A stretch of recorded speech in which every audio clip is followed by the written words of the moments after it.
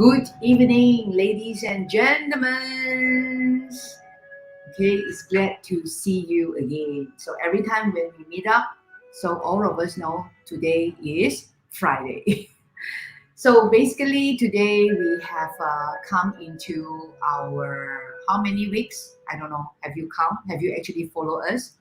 So we have been doing this. I think it's almost like 4 months and I think 4.5 months already. Yeah, it's getting 4.5 months. So we go by once upon a time. So this once upon a time that have been those audience or those listener have been following us. So you should know that usually I like to share my past experience. So this once upon a time is not about the story about the others. It's my personal experience that I encountered with. Okay, and this was all my awesome journey during my last 5 6 years and some even like 20 years ago. As a tourist guide, I always enjoy.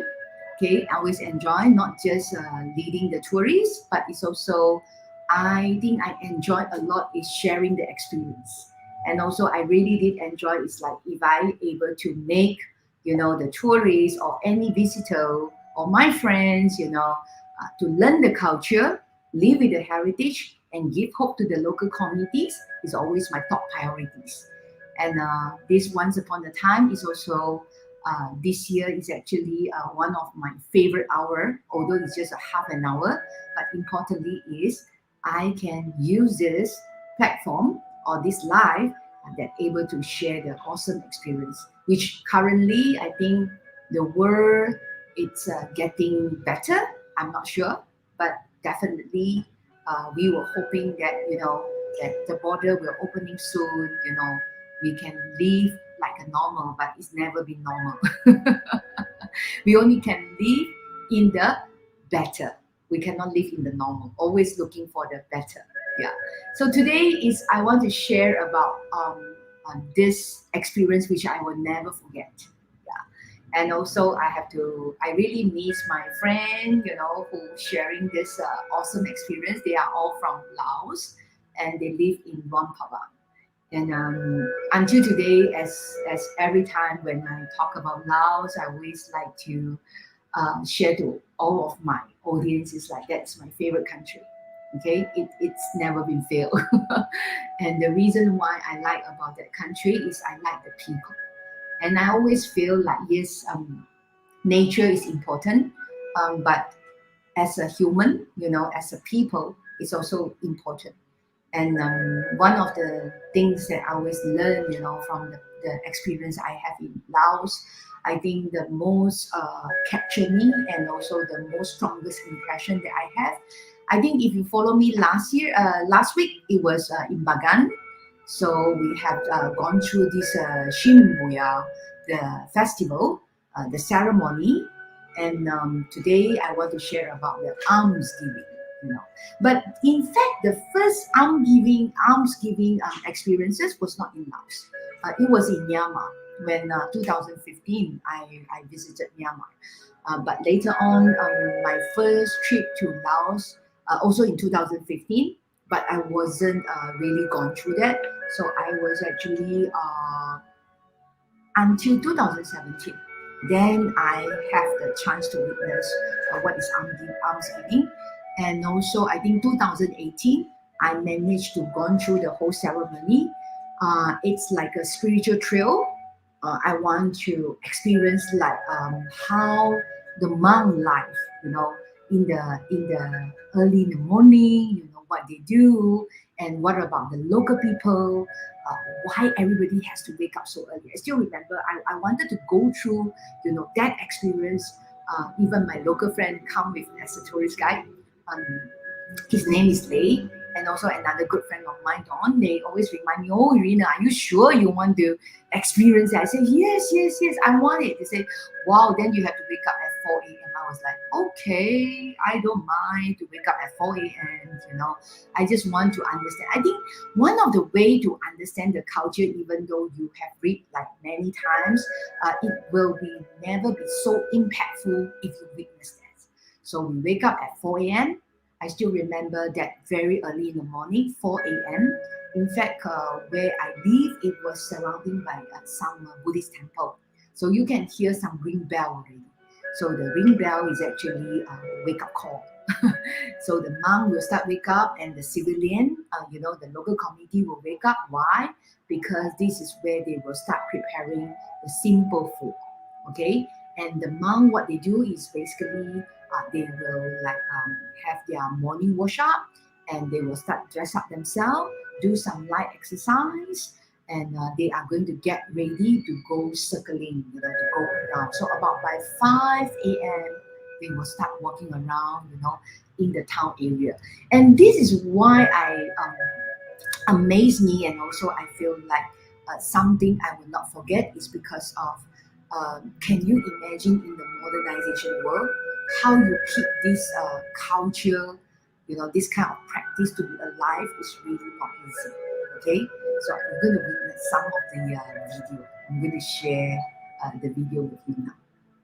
Make sure you turn off your flash. Okay? Flash on is something to disturb the silent walking meditation. Silent. So we have Silent to be walking silent. meditation. It's kind of walking meditation. This is normal posture.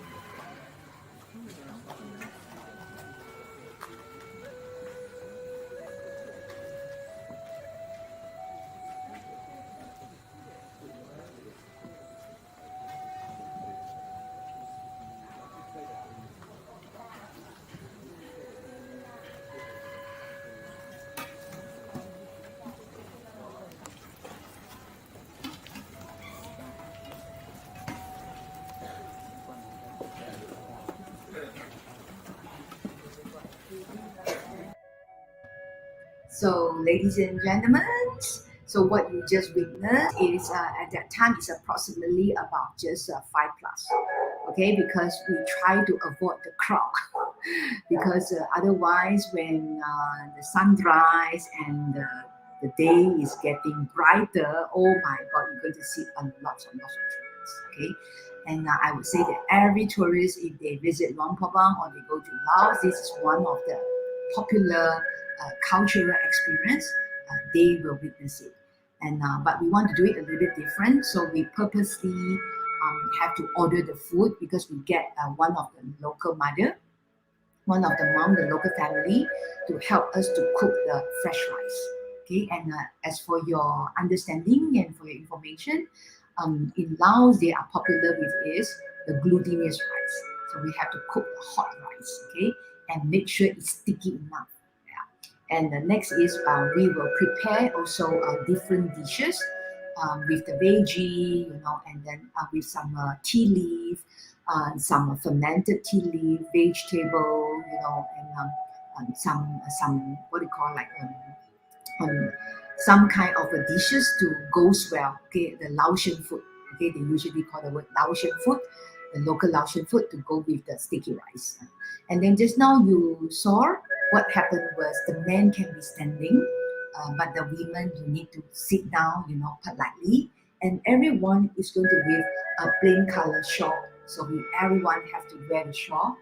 This is also one of the compulsory. You're not supposed to wear the colorful one, but you wear the plain one. Yeah. So when we're sitting in the position, and if you watch actually carefully, when we provide, the sticky rice, we are not supposed to touch the hands of the monks. So we have to just quickly, put it in the arm bowl, okay, inside the arm bowl. And what I learned from this, you remember just now the tourist, the local guide was telling us, actually he's Don. So Don was telling us, it's like, we're not supposed to make noise. And then don't have flashlight, don't go and use your camera and make it a lot of flashlight because it's dark, right? So you're not supposed to take any photo. And even though, like, if you want to take photo and video, you have to make sure there's a no flash, okay? That's very important because when we do the cultural experience, we are not supposed to disturb. We're supposed to really enjoy ourselves being like a local. Okay, and what happened was after we give, and can you imagine that morning is not about 10 monks or just 20 monks. We talk about hundreds over months.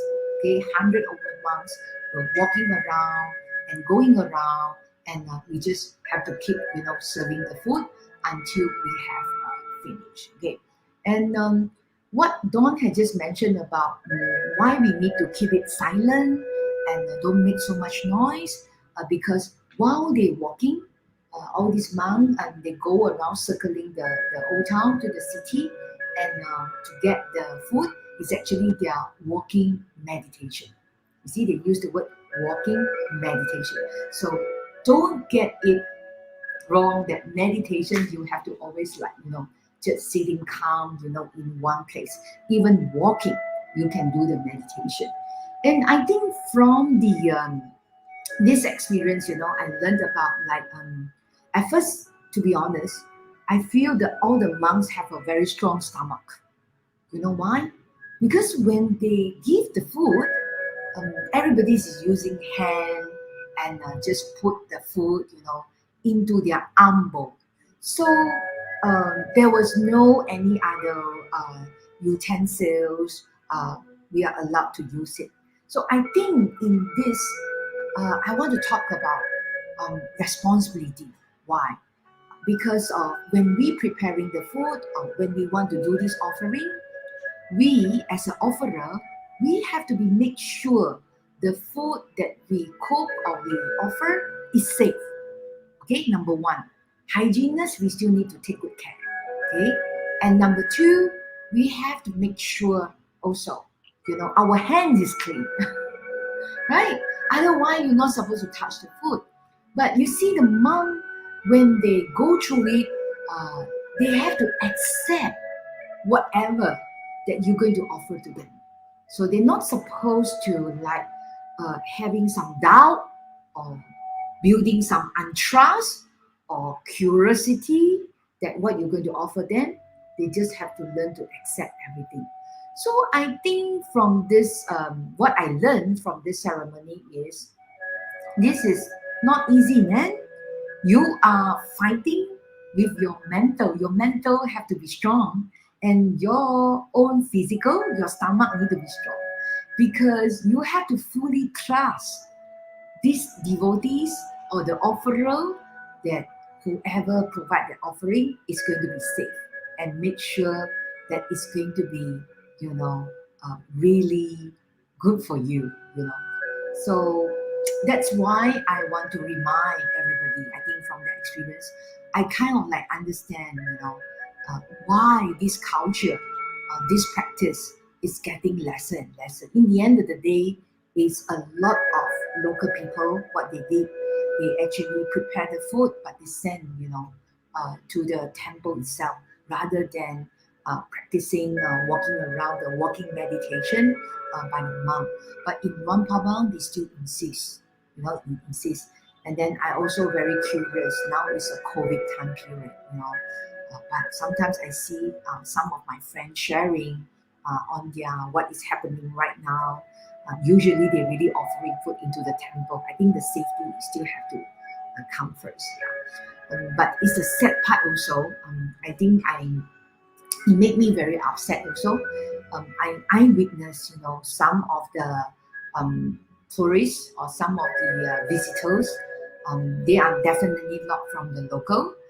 What they have done is actually, they even put money. I was like, how they eat the money? This is not a donation. I mean, in a way, it's a donation, but we are talking about food, because for the monk, they have to learn something. It's called appreciation. You have to accept and adapt. You have to accept whatever that been offering to you, especially the food. And that food of the amount, whatever that you are collecting, it's going to be ready for you the whole month. The whole day. For the whole day. And usually for the monk, they don't eat like 3 meals a day. So they will eat from the morning and to a start, then later on until the afternoon. So usually before the sunset time, you are not supposed to take in anything. So usually until lunch only. Okay, you can have slightly late lunch, and after that you don't consume furthermore food until the next day. So after that, we offering, and what we did was, they still go around and then they go back to enjoy their breakfast. And then what we did is we also go back to where our stay. We actually choose a Laotian house, and we also order the same food because we want to understand like what the monk have eaten, you know. So we order the two set. One is for the monk offering, and the other is as our breakfast. So that's why I understood it's like the sticky rice go with the veggie, and also the sticky rice go with some fermented tea leaf. You know, usually it's salty, a little bit salty, light, but they don't cook a really oily food, not that oily. Okay, and they use a lot of herbal and some spices, some herb and spices to bring out the aroma and cooking together with the vegetable. And usually they come with like little sauce, okay, like very light sauce, and it's easy for them. It's not like a soup base, not really. They make soup, but just more like a sauce, and it's easily for you to pour and go around top of the glutinous rice, and then you can just eat easily. So after we enjoy the breakfast already, so we understand like what the monk, because we cannot sit down together and eating with them. And after that, then we go to morning market. So we go to the morning market and start to observe the local lifestyle people, where the market what they buy, and then it's actually give me a little bit shock in my life is they really eat everything. So long it shows that good nutrition and protein, trust me, everything can be eaten. Okay, so long it's no poison, everything can be eaten. So don't ask me what else is there. Hopefully, one day you will visit. Okay, then you will know what I'm trying to not to describe over here. So let's make it as a mystery. You find out what do they eat as a Laotian. Yeah. And after the morning market, so finally they have settling down, because we have to look at the right timing. So while they start going into their duty, some of the monk, what they do is they will start cleaning up the place, because the day is getting brighter. So it's easy now. They have to clean up the place, such as like maintaining the temple, and this is what their daily life. And after that, I have a chance to interview the monk, and I just only realized and found out, some people, they become a monk. There is a many reasons. It's not just because of the religions practice, and I think most of them, especially in Laos, they become monk. That is one of the hope. That is the hope. Reason why I say that, because some of them, they come from a very rural area. Some are very far mountain. It's a mountain tribe. There's a mountain community. So this is the only chance the parents will send them, if the temple's willing to accept, and they can have some basic education. At least they earn some food. They can get the free food, free accommodation, and also the free education. And I think this is one of the reasons also, in most of the religion studies. Yeah, the religion studies, I always believe that religion is promote what we always say, that harmony and peace. So how to get this harmony and peace is you have to learn and understand the teaching. So this is why I always believe, like, all the religions, the teaching is awesome. Teaching is great. Always to emphasize the peace and harmony. Yeah. And that's why when I interview the monk, and also I asking them, like, do you have like your hope, on what you wish, So to them, it's like, well, the duty and the responsibility, if they're able to, spread a good teaching, and make sure this Buddhism teaching can be passed on. This is something grateful, to their life. Yeah. So I think that is also one of the reasons, that until today, if you visited Laos, and most of the temple, most of the area, you can easily, find all these monk, or you even can find a lot of monk school. And some monk school, they actually don't really let their monks to practicing the morning alms anymore. As I say, because of the tourist behavior, sometimes it will causing the sickness or causing the dangers. Sometimes our intention, the purpose, is good, but unfortunately, we do not understand the do's and don'ts. So I always share with my fellow friends. Importantly is we must understand the real teaching and the good purpose, but the do's and don'ts is very important too. Yeah. So I hope, I really wish that if you want to performing and going through this experience, and please make sure you provide the right food. You really have to make sure that you follow the real culture practice. So sometimes we don't know, we need to ask, right? And don't just because of, sometimes tourism is sad. So I saw many street vendors there, so they're selling, some even like biscuits, um, and some tidbits, biscuits, and all kinds of different dry goods. I think not too bad. I don't mean that you're giving them the dry goods, or the food is not, but make sure that all this food, it's provide the safety and balanced nutrition, for the monk. Because I told you, right, they couldn't reject. You see, whatever the devotees give, they have to accept. They cannot reject. So that is the big challenge. And do not just think they are poor. Okay, even though I say some of them, they are not from the rich family. They mostly they are from the outskirts, the rural area. Do not think using money to value. So just providing them the money, because in their life is, to them is the essential, the necessity is, so long I got food, and I maintain the good temple, and I make sure to practice the right teaching, and I disseminate the right information and Buddha teaching down, that is already grateful things, and that is a blissful things they wish to do. So that's why I understand, the when you understand about Buddhism, it's actually very simple. It's all their philosophy. It's quite straightforward. Why I say so? I remember my friend Lei. He always say to me, "We must always forgive, forget, and forget." This is what I always been reminded, by him. And currently, I think in these 2 years, what we have gone through is something like not easy to forget. I know. And whatever we lost, and sometimes it's not easy to forgive, and some memories, and some experience is not easy to forget too. Okay, so forgive, forget, forgot is, it's like kind of you need to keep reminding yourself, you know.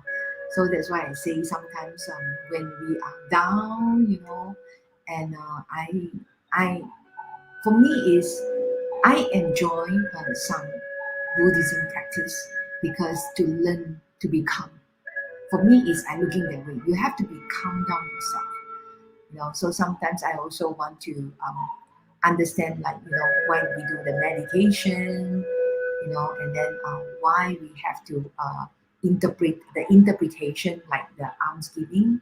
It's you have to make yourself to accept the word and the adapt, and then you have to really receive what have come to you, and you just need to, like, really release all your desire, and just learn to be appreciate. You should appreciate what we have. So I think during this pandemic, the difficulty hours, sometimes it's great, that you have, if you have your own, religious or your own belief. So just calm down yourself, and then let some time of yourself, to participate, in some ceremony, and to really understand, because it's a good interpretation. To me, it's a very good interpretation through the ceremony to learn the actual teaching behind. Yeah, the actual teaching. So we're going to enjoy a little bit on the next video.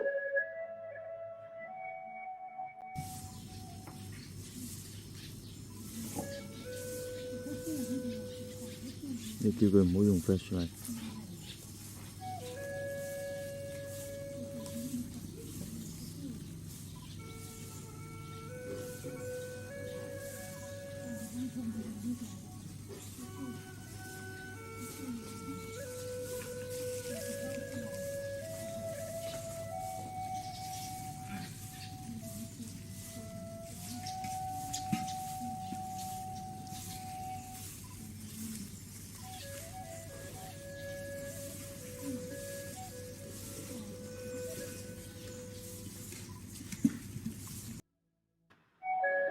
So I guess you have seen, some of them is actually carry the plastic bag, So as I say, definitely it's not providing by the local. So the reason why I want to show you this part of the video is how the actual local have behaved themselves, how they preparing the food, and you can see, because these are the real local community, they have lived there for generations. Yeah. So they're sitting there politely, all these mom, auntie, but you can see the youngsters, not many local youngsters are participating. Yeah. As I say, culture is a big challenge.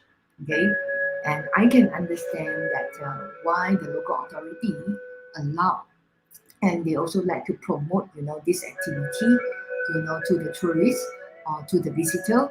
I think at the same time also want to make the local people or the younger generation to understand how precious that this ceremony is, And if you have a chance, going to the Luang Prabang or go to the Laos, I don't think you should miss that.